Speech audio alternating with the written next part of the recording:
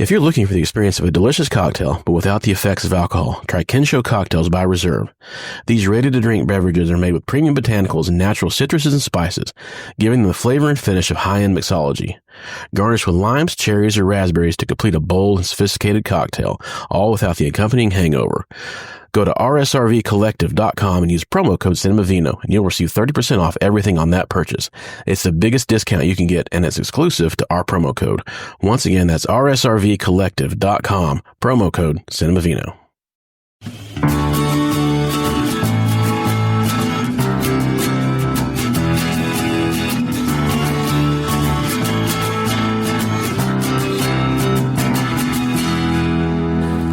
And welcome back to Cinemavino. It's good to have you guys here with us. Welcome back. We're doing our second trilogy entry. This is going to be the original 4, 5, and 6 episodes of Star Wars. You mean the original 1, 2, 3 episodes? Oh, yeah. It's a little bit confusing because the first one's released, but the second chapter of trilogy, the second set of movies chronologically. So put it that way. Well, in universe chronologically. Yeah. The first real world chronologically. The first trilogy in release order. Anyway, yes. So Taylor's back. Yeah. Hey. Taylor owns. His nipples have healed. He can wear shirts again. Yeah. Which is nice. Yes. I can't believe you ran that many miles. You know what?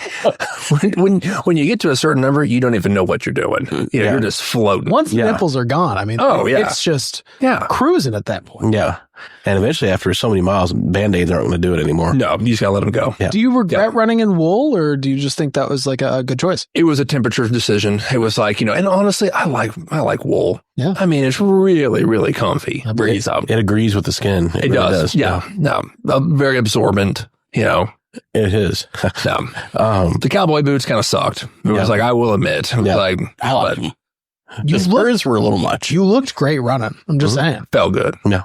Good form. Yeah. For a man wearing that many feathers, it was good form. Yeah. I thought they would actually help me go faster. Yeah. Fly, if you will. A bit. Yeah. But, the spurs did kind of weigh me down a little bit. So we got Sean Jordan. Hey. It burns the hell out of me. Travis Budd. Hi. Todd Wofford. And we are drinking a Raptor Ridge Pinot Gris from Willamette Valley, Oregon. So Raptor. For A New Hope, Chapter 4, I thought, it is a very bright, sunny, a lot of warm weather stuff going on in this movie. So I tried to get a wine that would go well with some warmer temperatures. So this is a Tatooine-friendly wine. 2 Sons? Yeah, this is extra hot weather. 13%. Yeah. And so this, to me, I get a lot of fruit on this. I don't know about you guys, but This has got to taste it. kind of a bright pear fruit flavors. Very perry. Yeah. But yeah, for those who don't know, Pinot Gris is going to be a very refreshing, kind of light to medium bodied white wine. Pretty easy drinking, good in hot weather, high acidity. And you tend to get a lot of fruit on those. You can get different things like the number one thing I've always gotten on Pinot Gris is grapefruit, but you can get everything from lime to green apples, pears, all kinds of stuff. Puckers your mouth a bit. A bit, yeah. They can be floral, grassy, and they can be different levels of dryness. The wines from Alsace will be on the dry side. They'll have kind of some chalky flavor to them.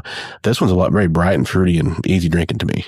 So, and it has a little bit of that kind of, I don't want to say rubbery flavor to it, but mineral. Yeah. It's kind of that like, oily kind of petroleum. Oily. Yeah, exactly. Yeah. I get some of that. Yeah. Which I've noticed on a lot of the German stuff that we've had too. Yeah.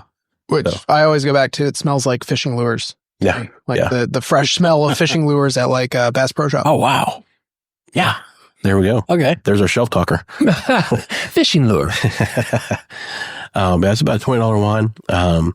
And yeah, I mean, you see these consumed a lot at in summertime, but you also see these are popular at weddings. Pinot Gris are popular at weddings just because they drink easy. They tend to be crowd pleasing wines. Goes well with a lot of stuff. Yeah. They're food friendly. Ironically, a lot of people will go for Chardonnay as crowd pleasing wine, but Chardonnay is not necessarily a wine for all tastes.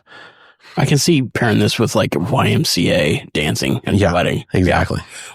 Less so Cupid Shuffle. Shout. The widest dance you can think of, or is there another one? That's the only one I can do. Yeah. Because you get to stay in place. Yeah. Cool. It's all above the waist. What's the like country-ish line dance? Wobble? No. Boot Scoot and Boogie. Yeah. The Boot Scoot and Boogie for sure. Mm-hmm. Yeah. I feel like there's another one. There's got to be some more. But yeah, the tush push. Oh. That sounds like I watched that on Cinemax one time. That was it took the guy 45 minutes. Yeah, it was a good long while. So this wine will cost you about $25, give or take. Tastes like 18. Yeah, there you go. Only made 1,700 cases of this. In our region, Oklahoma, Raptor Ridge has always had a pretty good relationship with this market. They get a lot of stuff here. So, in this area, you'll find a lot of Raptor Ridge. Willamette Valley. Very beautiful.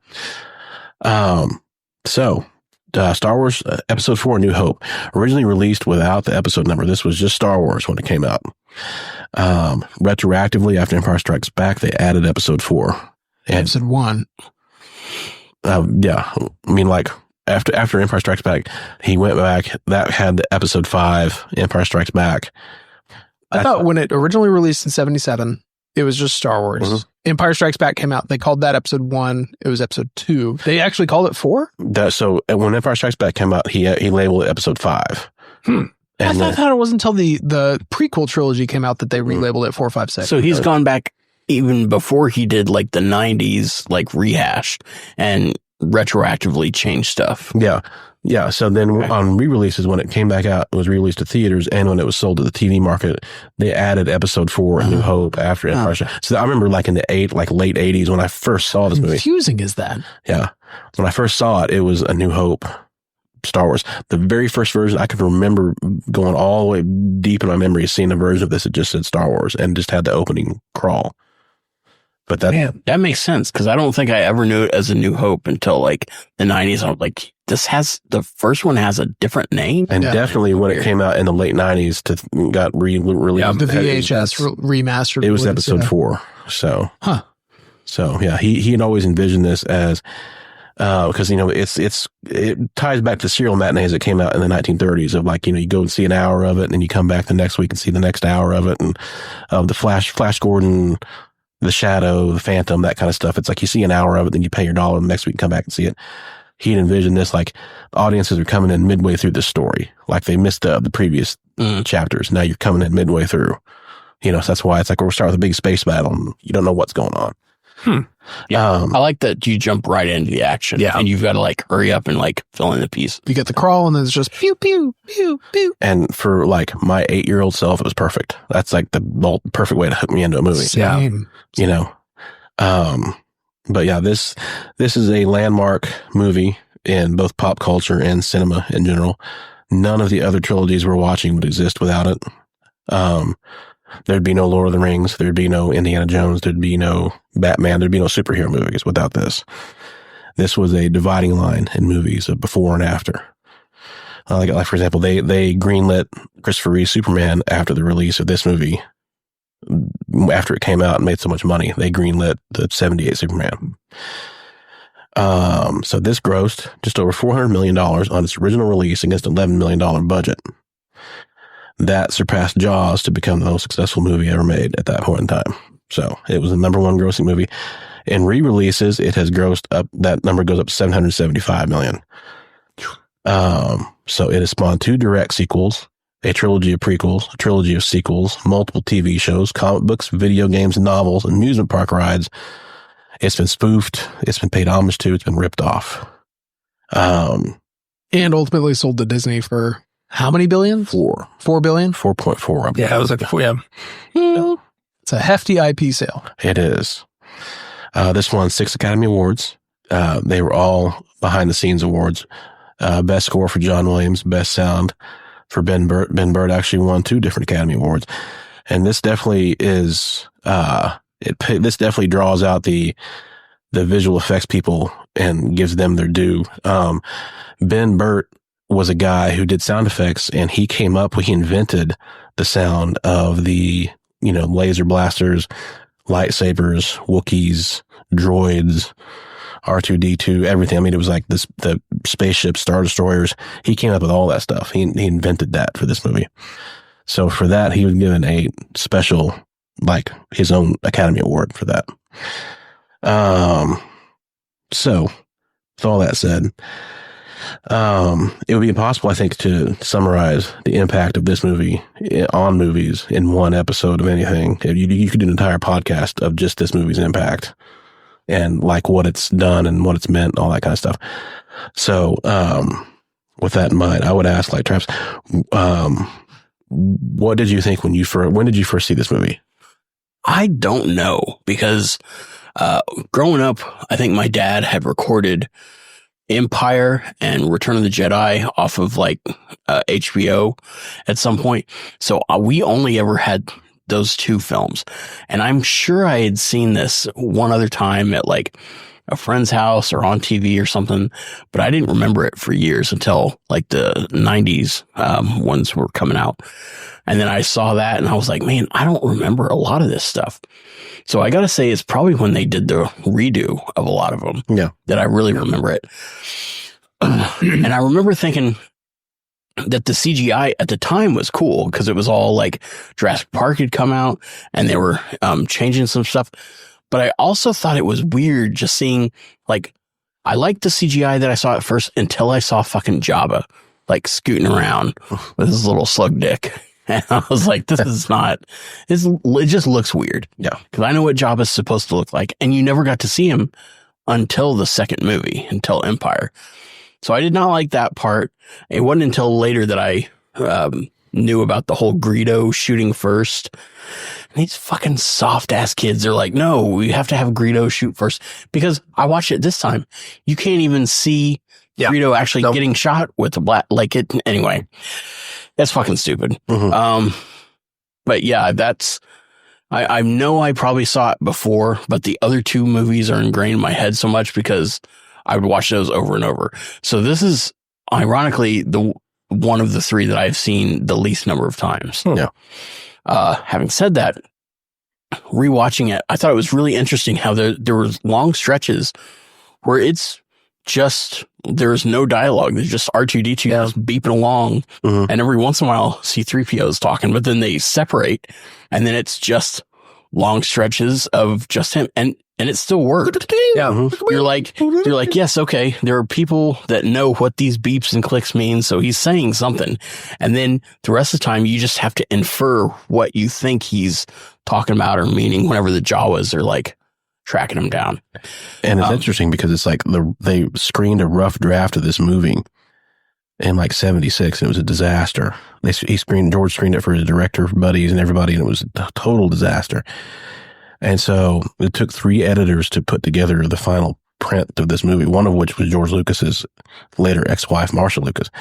Didn't Spielberg put a lot of notes into it? He gave, I think Spielberg really enjoyed it that first, he could see the potential of it in that first screening of it. But even George, like this nearly broke George Lucas making this movie. This really broke his spirit.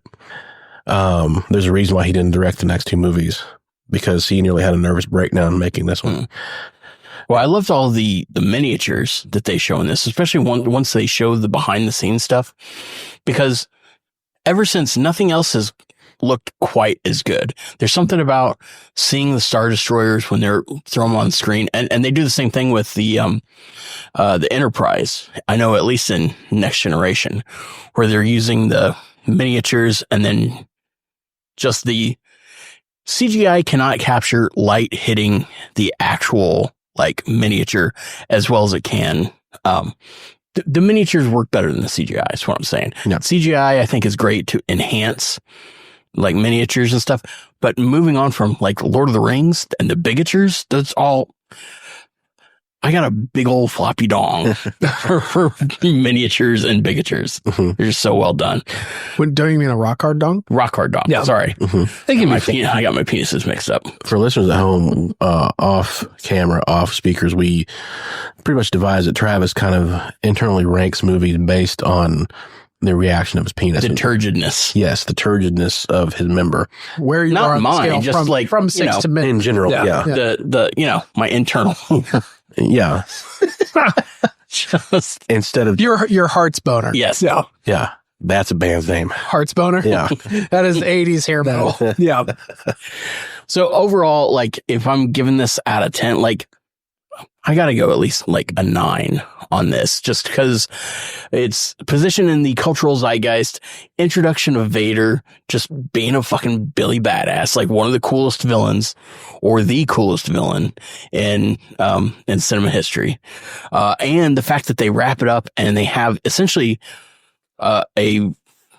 a top to bottom, like a finished film, like they wrap it up at the end, like there's room for growth, but they weren't sure they were ever going to get a second film. So yeah, it's great.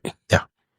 So you music on point. John Williams fucks. And John Williams does fuck. It's awesome. This I think is John Williams' finest hour. These 3 movies we're covering, and he's all about motifs. He's all about different character motifs. And so every one of these movies, he introduces a new motifs for each character. So in this one, you hear one from Princess Leia. She's all flute.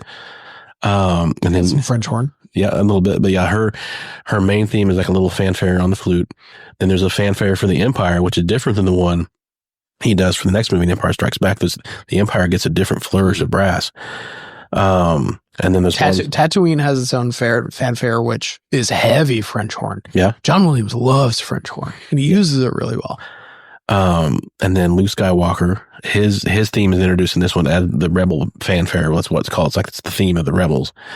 And then Obi-Wan Kenobi's character theme is the theme of the Force. So they're tied together. So. And you've got all the tropes in here, the scoundrel, like the young hero. This is a fucking Joseph Campbell wet dream. That's what this is. Mm-hmm. Yeah.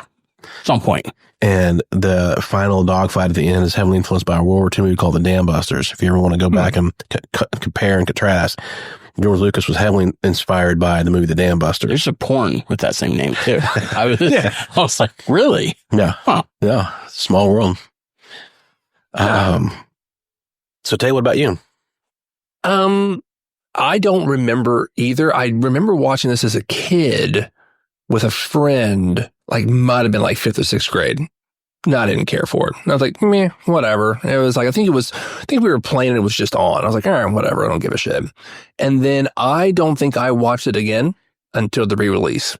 And I remember going to it with another group of friends, and they were so gung-ho about it because of all the changes, but I didn't know shit.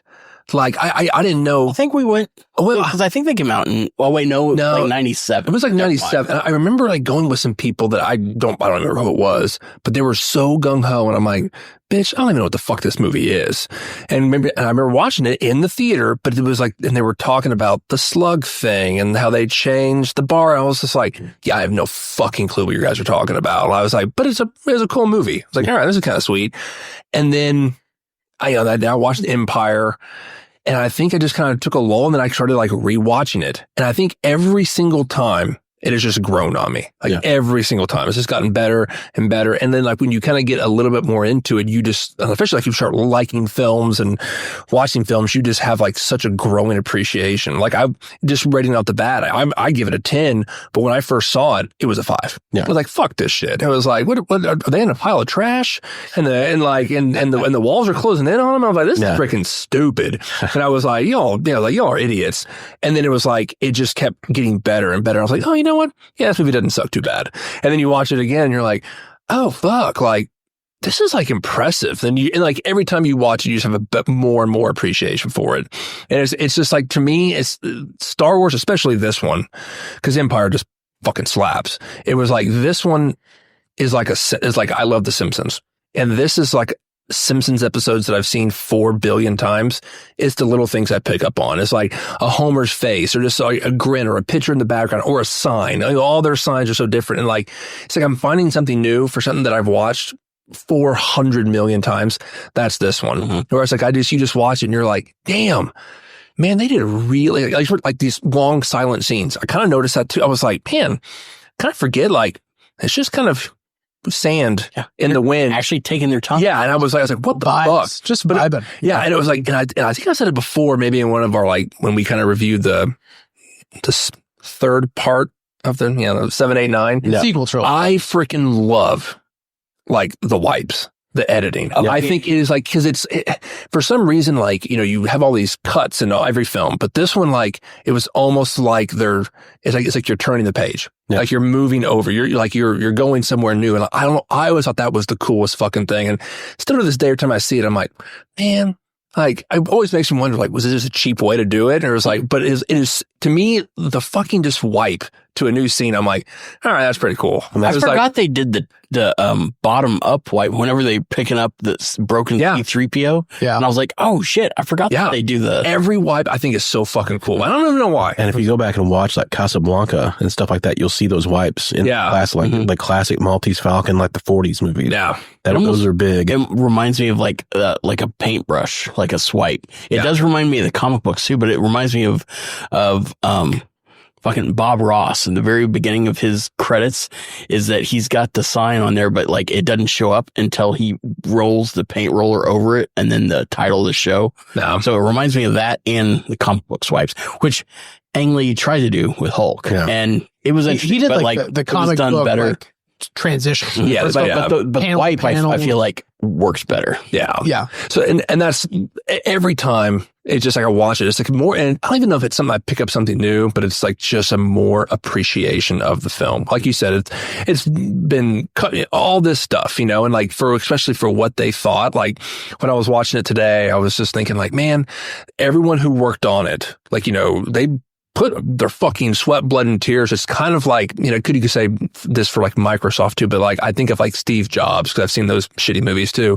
But it was like where he's the Steve Jobs bio. It's like, it's like, but like where they're just knit group of people who are making something that they like really believe in, but they have no kind of fucking clue what's going on. Yeah. They're like, we don't know how this is going to turn out. Like, we're just going to make this. And they put so much effort into it. And I'm like, damn, man, you fools just like committed yourselves to this. And then on top of all that, like, I think I read, again, can't believe everything, but like, did he get this sign like where he would get a lot of merchandising rights? He did. Because I thought I'd read that like this was like the first time that like people made money off of a movie for merchandising. Like that started the whole trend. And it was merchandising. Well, yeah, in his negotiations with 20th Century Fox, he actually kind of like maneuvered his way to take less of an upfront paycheck in exchange for 100% of the merchandising. 100%. 100%. Yeah. Christ. And because like there was no market for it before that, they're like, we're going to sell lunch boxes. This exactly. There's no way. So they gave him all of it. Yeah. That's why he became a billionaire. Yeah. That's why he bankrolled a lot of Empire Strikes Back out of his own pocket. Yeah. Yeah. I thought that was so cool. It's just like, because it came out in the summer and it was like, and then it just hit for that holiday season and just like exploded. And I was like, God damn. Like, again, it's like, man, I don't even know what, because then I saw another something that he, after it was released, he didn't know what was going to happen. Like, I did see that he was like stressed the fuck out. And then he went on vacation with, Spielberg, and they wrote Raiders of the Lost Ark. And it was like during that, I'm like, what is happening? It was like this guy just who at the time, but creates this massive film that spawns, a film generation. And then he goes and he's like, but let's also write Raiders of the Lost Ark. Cocaine was a great thing. It must have been. It did some great things for America. I used to have the Rancor toy because another person I went to like elementary school with left it out in his like turtle sandbox, didn't want it anymore. I'm like, you don't want this? It's fucking dope. What's down? And I took it fucking home, Rancor? and I had the fucking Rancor. I was like, this thing is awesome. My mom hated it. She was like, this is ugly. Why do you want this? And she would hound me to like throw it away. And I think I finally let her someday. So I don't think, and I'm like, that thing would be like $400, $600 today. Even if it had sat out in this fucking, in the weather of this dude's little turtle, sand pit. Yeah. Like I could have cleaned that up and fuck. I don't know. I'm pissed. You guys talk about yourself. I want to see how that. They'll look up the value of this. I hope, The long story short, it's a 10. Yeah. And I was like, but it's not, it was never a 10 to me to begin with. Again, it was like a 5. I was like, fuck this. And again, I still will say this. I don't think I've ever seen the original. Because I remember when Disney Plus first came out, I'd gotten sick like that November. And so I was like, oh, this is great. That was the first thing I watched was Star Wars. Yeah. And I remember, I think I asked Travis, I was like, it was Return of the Jedi, which we'll get to, but I was like, it's only $90. Never mind. Did they just change the ending? Like, did they just change this? And Travis was like, yeah, man, it fucking sucks. Like, you can't find the originals. I was like, hold on. So Lucas just said, fuck you, and just redid all of these, and that's all you can get now? And he's like, yeah, pretty much. That's right. You can't see the Academy Award winning version of the film. Yeah. Because they had him on, I think, Tubi or something, but you could only access it if you had like a Roku. Yeah. If you had the Roku Tubi, they were like, hey, the original Star Wars is up. Because I was going to send it to you guys. Because I've never seen it. I've never seen the original. I believe one of the Blu-ray releases had both versions of it you could watch. Well, and this is kind of how I feel about Bob Dylan. We were talking shit on him earlier. He never plays his songs the way they were recorded because every time he performs them, he changes something. Yeah. He's continuously like, okay, well, that's how I heard the song that time, but now I hear it differently, and I'm playing it this way now. And I was like, no, I want to hear you play the song that you wrote that I like. Yeah. Like, I want to watch Star Wars. I want to watch the Star Wars that I saw and I like. I want to see that movie. And George Lucas is like, no. I've made it better. He's a slug man now. Yeah. Also, Greedo shoots first. Also, just don't worry about it. It's better now. And the CGI is so dated now. Yeah, it aged poorly. Yeah. Yeah. Also, Han's going to like step over you and he's going to do this weird. Yeah. Yeah. Those, I agree that a lot of the special effects, even in that 97 version, they stand out like oil and water next to the analog, old schools, the visual effects. One thing we haven't talked about is how this movie, basically, George Lucas did not find enough special effects houses and people to do what he needed. And that's why he built THX. He started his own company, Industrial Light and Magic, and he recruited a lot of all the top people to join ILM.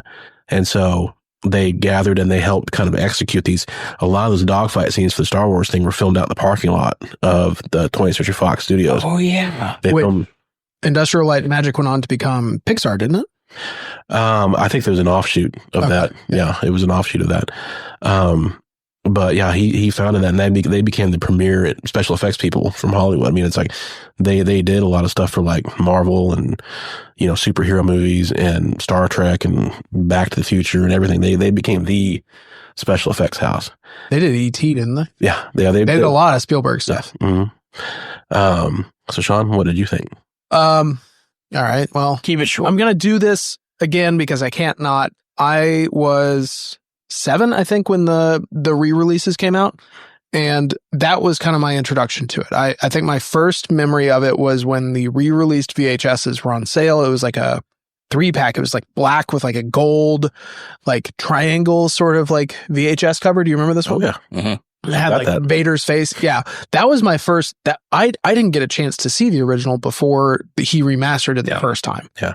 So that was sort of my introduction to it. But they also, with that, they did a big push of toys and like merchandising and everything like that. So, I mean, my generation was hit heavy with like Star Wars influence. Yeah. I had this toy that was like, it was a Millennium Falcon that had a grid of buttons. It was like a 4x4 grid, and you had to basically match the sounds, real dumb. I was like 7. It was fun. But those sounds were like clips from the movies that it was like, nerf herder, or like, let the Wookiee win. It just shit like that. Those sounds were so ingrained in my brain that I was watching these movies and I activated like a sleeper agent. Every time it happened, I was just like, whoa, oh, yeah. This was on my Millennium Falcon. It was hugely effective. I mean, it was a whole new generation that was brought into the Star Wars fold, because before then, I think my parents probably had it like recorded, like you said, like a recording of an HBO something, or it was like a VHS recording of some TV play. I don't know. So this was great. It brought me into the fold. It prepped me for 2001 when Phantom Menace came out, or 99 when Phantom Menace came out. I was a huge Darth Maul fan, and I didn't understand the outrage because I was 9, and I had just been indoctrinated into the whole like Star Wars thing. I was at that age where you would watch a movie, record it, and watch it again. Mm-hmm. And 2 lightsabers is better than 1. It's scientific. It was the coolest thing in the world, because before then, lightsabers looked cheesy as hell. Like, and I think at the time, at that age, Jedi was my favorite movie because it was cool. The effects were cool. Not the Ewoks. Fuck Ewoks. It was like the lightsabers were the coolest. in Jedi. He had the green lightsaber, which is cool and different. He had the most powers, which, like, as a 7-year-old, like, that's badass. Yeah. Robot hand. Yeah. And I think now I've watched this movie so many times. I've watched the trilogy so many times. You have a different appreciation of it now, but you can't not watch it with the perspective of that kid watching it, No. a 7-year-old on the VHSs. No. And, you know, now I get the outrage. I get, like, going back and watching a lot of the remasters that they did and seeing, like, okay, yeah, Jabba the Hutt looks fucking dumb. Why is he, like, skulking around the Millennium Falcon? But, like, I don't have an appreciation for the plot independently of it being Star Wars because I've seen it at an age where it's just Star Wars. Right. And it's so hard to peel out the influence of the machine of Star Wars from, like, watching this movie. It's a whole thing. Like, every single second of this movie has been analyzed and talked about, and, like, nerds have obsessed over this movie for the last 50 years almost. And here we are. And here we are. Like, people, there was no way in hell you can tell me that George Lucas was making this movie and it was like, people are going to care about Porkins. Like, no. Rest in peace, Porkins. But, like, nobody cared. That stuff was filler. It was just nonsense stuff that was going on. And he just, like, was throwing shit at the wall that has somehow become a cultural milestone of, like, oh yeah, did you see my Porkins figurine? No. It's accurate to the scene. Trav, did you recognize that actor playing Porkins in? From Batman '89 And from Eckhart. Raiders of the Thinking Lost about Ark the too. future. Yeah, Like, how are gonk droids like a meme? yeah. And as soon as you say that, I hear that sound in my head. Gonk, gonk. No. Actually, there were some other, like, deleted scenes with Luke and his buddies, right, on Tatooine. Mhm. And I've seen them and I'm like, why isn't that in the fucking movie? If you're going to reformat the whole thing, like, why don't you put in the shit that actually shows? Zeroing womp rats? Yeah. Yeah. Yeah. I need to see that. I mean, Instead of CGI slug trails. Yeah. Snail trails. CGI smile trails. That's a band name. So what would you give this? I got to give this movie an 8 with, I mean, you got to look at the movie itself. There are pieces of it that kind of suck. Like, there are definitely, like, it's a little bit lower budget. Like, they were kind of doing stuff on the fly and seeing what would stick. And honestly, the remasteries kind of take away from some of the charm of it, but there's so much it's impossible to rate this movie, like, independently. Like a regular movie. I can't rate it like a regular movie. I can relate it to the other two, in which case I would give this an 8, and then we'll get to the other two.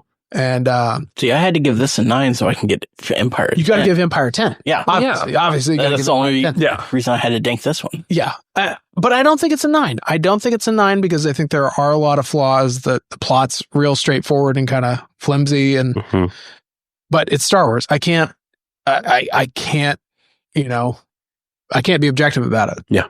Because it's been ingrained into my childhood. I've seen this movie a million times and I've obsessed over it. So that's kind of where I am with it. It's like, I can't, I was exactly where you were, 7, 8 years old, first time I saw it, and the same deal. It's like, I can't separate that person out, the kid that watched this from the watching it now.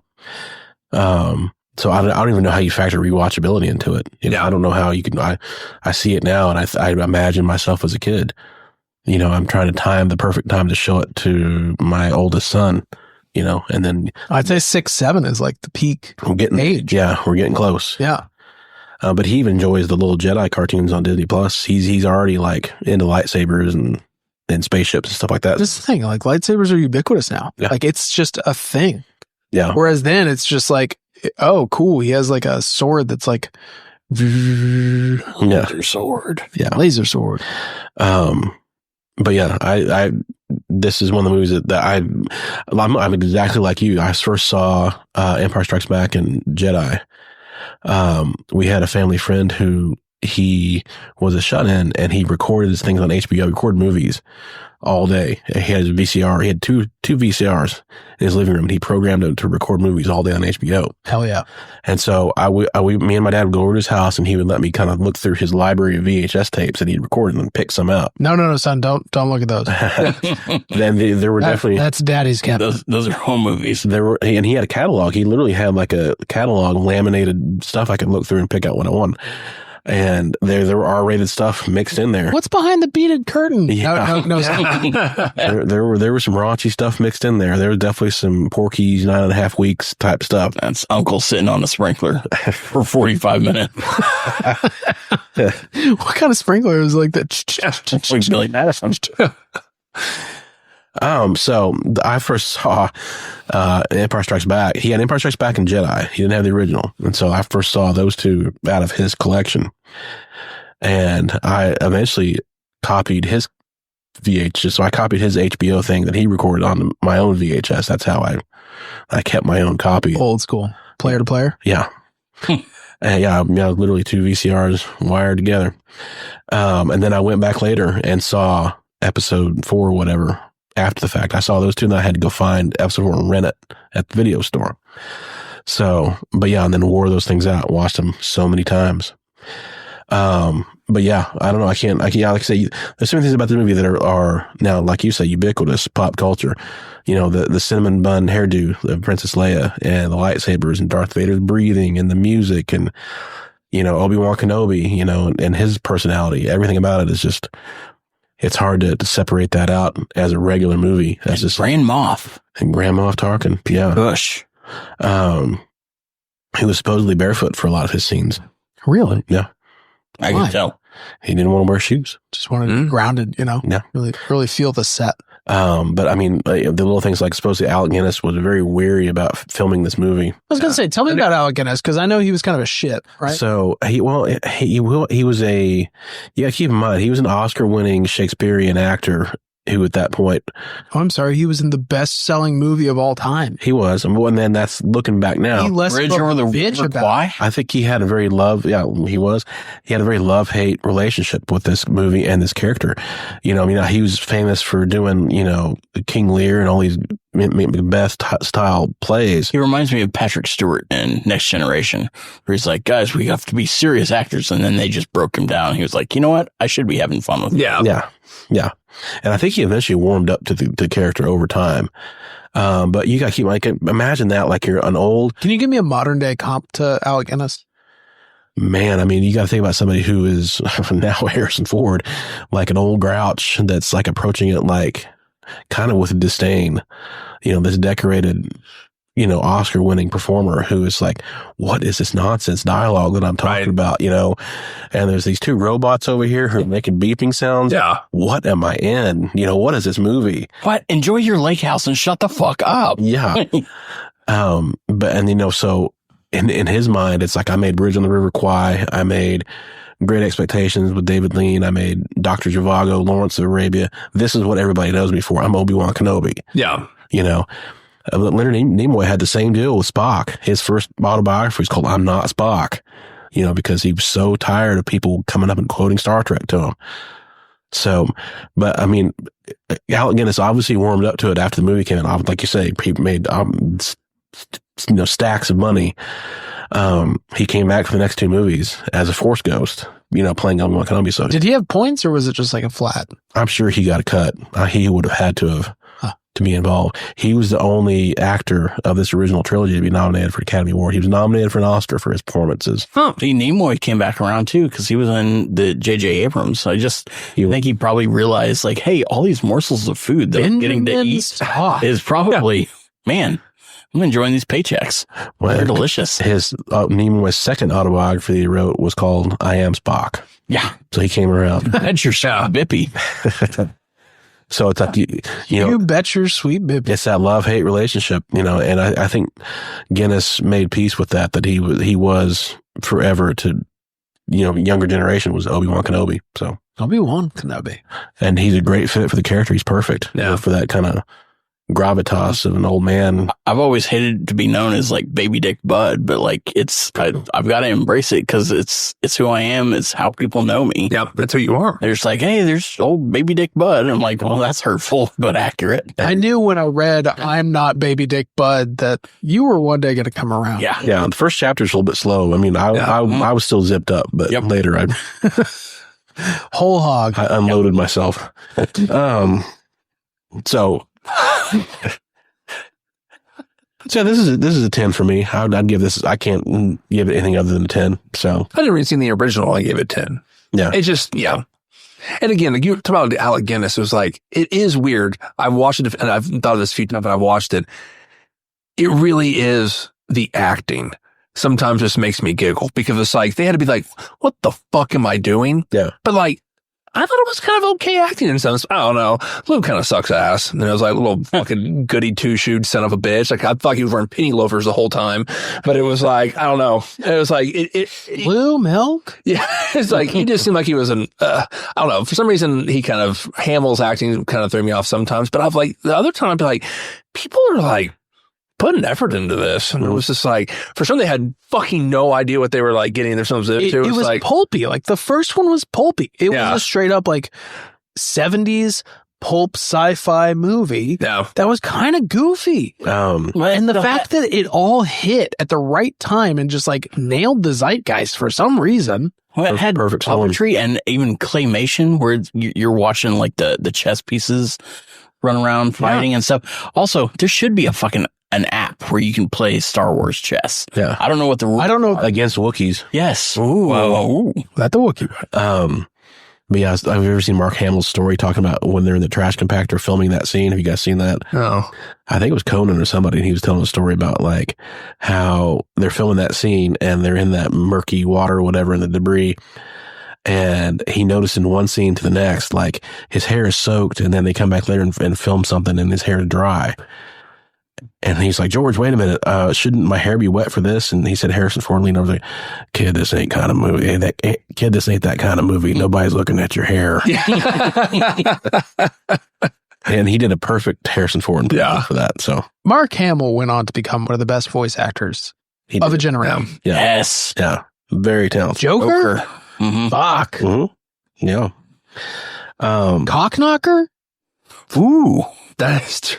And the trickster in the second made-for-TV movie Flash from the early 90s. Exactly. So it's been another episode of Cinemavino, and we thank you guys for coming along with us on episode 4, New Hope. Tune in next time. We're going to do Empire Strikes Back, episode 5. So should be some good stuff. Great movies. Holy Drunker. We got Taylor. Yo. Travis. Yo. Sean. Bye. I'm Todd. So y'all keep it real.